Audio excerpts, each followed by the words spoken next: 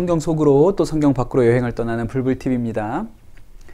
지난 영상에서 딱 한 가지를 기억하신다면 히스기야는 하는 일마다 잘 되었다. 요거죠. 히스기야가 전쟁 준비를 열심히 했습니다. 땅굴도 잘 팠고요.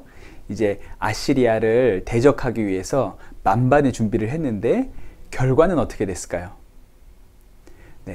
히스기야가 하는 일마다 잘 되어서 아시리아를 물리쳤을 것 같지만 결과는 그렇지 않았습니다. 히스기야가 했던 모든 전쟁 준비는 사실은 아무 의미가 없었어요. 아시리아 군대가 너무 강했고 남유다의 영토를 대부분 빼앗기고 이제 예루살렘 성마저도 포위가 된 상황에 이르게 되었습니다. 그래서 성경을 보면 이런 장면이 등장을 하죠. 열왕기하 18장 29절에서 30절이에요. 임금님께서 이렇게 말씀하신다. 히스기야에게 속지 말아라. 그는 너희를 내 손에서 구원해 낼 수 없다.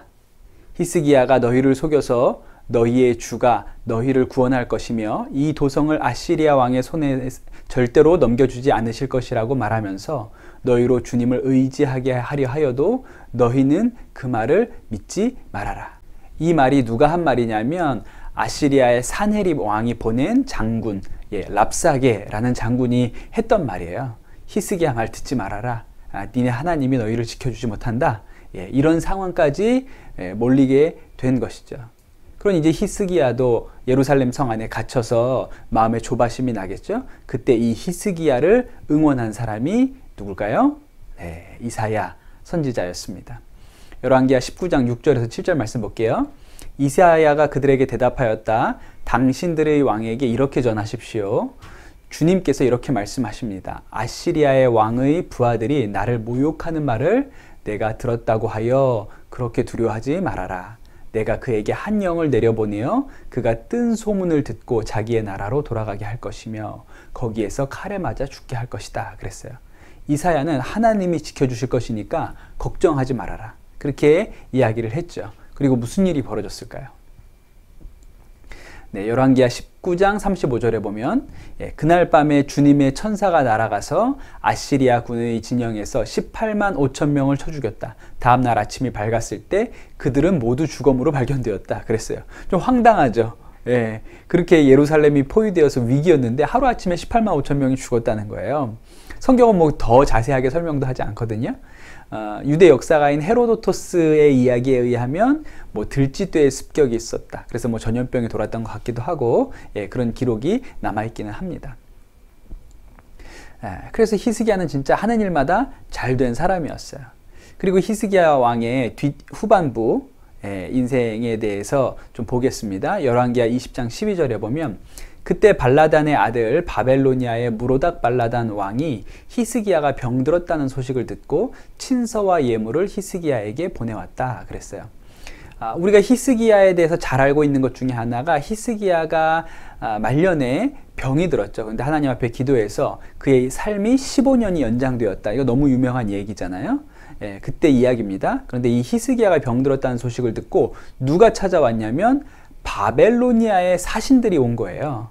이제 이 바벨로니아가 아시리아를 물리치고 근동의 패권을 쥐는 나라가 되고 나중에는 이 바빌로니아가 남유다를 멸망시키게 됩니다. 그 바빌로니아의 등장이 바로 이 히스기야 때 바로 이 장면에서 시작되는 것이죠.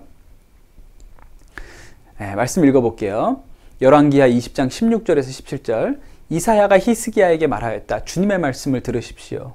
그날이 다가오고 있다. 그날이 오면 내 왕궁 안에 있는 모든 것을 오늘까지 내 조상이 저장하여 놓은 모든 보물이 남김없이 바벨론으로 옮겨갈 것이다. 주님께서 또 말씀하십니다. 그랬어요. 히스기야가 이 바벨론 사신들에게 자신의 왕궁의 보물 창고를 열어서 보여주면서 자랑을 하거든요. 이 일을 두고 이제 이사야가 와서 히스기야에게 하나님의 말씀을 전하는 거예요. 그 왕궁의 보물이 다 바벨론으로 넘어갈 것이다. 실제로 이제 그런 일들이 남유다의 멸망과 함께 찾아오게 됩니다. 히스기야 이야기 했고요. 이제 그 다음 히스기야 아들인 므낫세 이야기를 할 거예요. 므낫세는 히스기야가 생명을 연장받아서 15년을 더 살 때 그때 낳았던 아들인 것으로 우리가 그렇게 알고 있습니다. 그런데 이 므낫세는 아버지와는 완전히 상반되는 평가를 받는 인물이죠.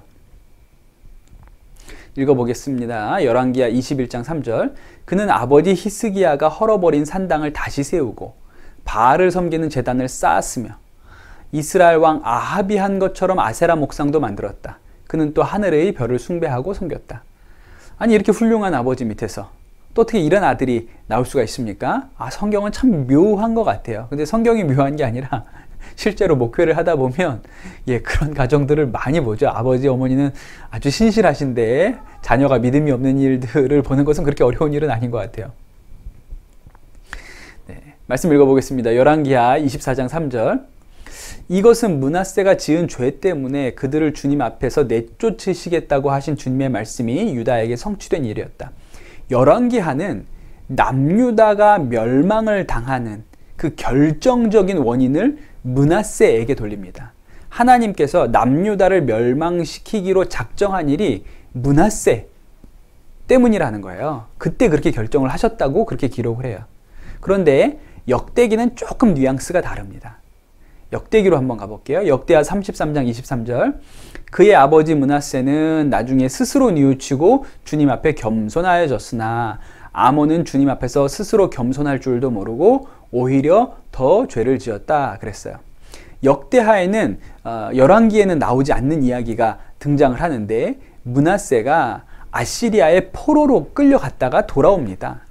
그 전까지는 므낫세가 엉망이었는데 그가 아시리아 가서 포로 생활을 하고 고생을 한 후에는 다시 하나님을 잘 섬기는 사람으로 변화되었다라는 이야기가 역대하에만 등장을 해요. 그래서 역대하가 보는 므낫세는 열왕기와는 조금 다른 면이 있어요. 그런데 이 므낫세가 이제 죽고 나서 므낫세의 아들인 아몬이 왕이 되는데 아몬은 아버지보다 더 나쁜 놈이다. 그게 이제 역대하가 하는 이야기입니다. 그런데 이 아몬은 오래 다스리지는 못하죠.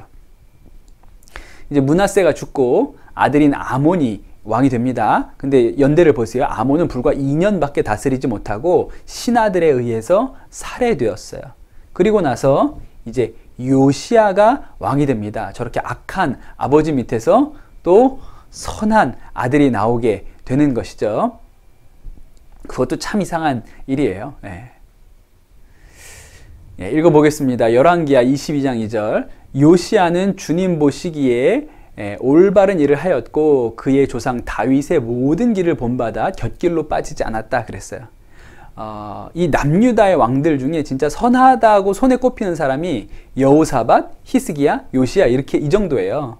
요시야가 굉장히 훌륭한 왕이었다는 것을 알 수 있고 아버지 아몬이 2년밖에 다스리지 못하고 죽었잖아요. 그래서 요시야는 아주 어린 나이에 왕이 됩니다. 8살에 왕이 되었어요. 그리고 나서 그가 어떤 일을 했는지 한번 보시죠. 역대하 34장 3절이에요. 요시야는 왕이 된 지 8째 해에 아직 매우 어린 나이에 조상 다윗의 하나님을 찾기 시작했다. 그의 통치 12년이 되는 해에는 산당과 아세라 목상들과 아로새긴 우상들과 부어 만든 우상들을 없애고 유다와 예루살렘을 깨끗하게 하였다 그랬어요. 요시야 왕이 된 지 8째 되는 해, 그러니까 8살에 왕이 됐고 8해가 지났으니까 16살에 그가 스스로 하나님을 찾기 시작했어요. 이거 되게 놀라운 일이죠. 청소년기에 스스로 하나님을 찾았던 사람이고 요시야가 하나님을 찾으면서 섬기면서 먼저 무엇을 했냐면 유다와 예루살렘의 모든 우상들을 없애는 일을 시작하지요. 그리고 이 요시야에게 아주 특별한 사건이 하나 일어나는데 역대하 34장 14절을 볼게요. 힐기야 제사장은 주님의 성전에서 궤에 보관된 돈을 꺼내다가 모세가 전한 주님의 율법책을 발견하고 그랬어요. 요시야가 또 한 일이 뭐냐면 성전이 엉망진창이었거든요. 그래서 그 성전을 보수하고 성전을 좀 새롭게 하는 일들을 했는데 그러한 과정 중에 성전에서 율법책이 발견됩니다. 그 율법책이 모세가 전한 율법책이라 그러잖아요. 그래서 우리는 이게 신명기일 것으로 추측을 합니다. 이게 아주 놀라운 발견이었어요. 그래서 요시야가 어떻게 했는가? 역대하 34장 30절에 보면 모든 백성을 다 데리고 주님의 성전으로 올라갔다. 그때의 왕은 주님의 성전에서 발견된 언약책에 적힌 모든 말씀을 사람들에게 크게 읽어 들려주도록 하였다 그랬어요. 그래서 백성들에게 하나님의 언약책, 율법책, 신명기를 읽어주고 큰 회개가 일어나게 됩니다. 그 후로는 더 적극적으로 온 유다 땅 뿐만 아니라 북이스라엘의 영토까지도 영향이 가도록 그가 우상 숭배를 근절하는 그런 일들을 하게 되죠. 그리고 나서 히스기야 때처럼 유월절을 다 같이 지키도록 합니다. 이렇게 요시야가 정말 훌륭한 왕이었어요. 말씀을 좀 읽어볼게요. 역대하 34장 33절입니다. 이와 같이 요시야는 이스라엘 자손에게 속한 모든 땅에서 혐오스러운 것을 다 없애버리고 이스라엘의 모든 사람으로 주 하나님을 섬기게 하였으므로 요시야가 살아있는 동안에는 백성이 주 조상의 하나님께 복종하고 떠나지 않았다 그랬어요. 요시야가 훌륭한 사람이라고 이야기하는데, 그런데 제가 늘 말씀드리죠. 이런 말씀이 불길하다고요. 어떤 말씀? 요시야가 살아있는 동안에는 그랬어요. 이 말은 뒤집으면 요시야가 죽은 다음에는 말짱 도루묵이 됐다라는 뜻이고, 이 요시야가 이렇게 훌륭하고 정말 선한 업적들을 많이 쌓고 하나님만 섬긴 그런 왕이었는데, 이 요시야의 인생이 우리가 기대하는 것과 같이 형통하게 가지 않을 거라는 것을 암시하기도 하죠. 그럼 요시야는 어떻게 되었을까요? 또 요시야가 죽은 뒤에 남유다는 어떻게 될까요? 네, 궁금하시면 다음 영상에서 확인하세요. 감사합니다.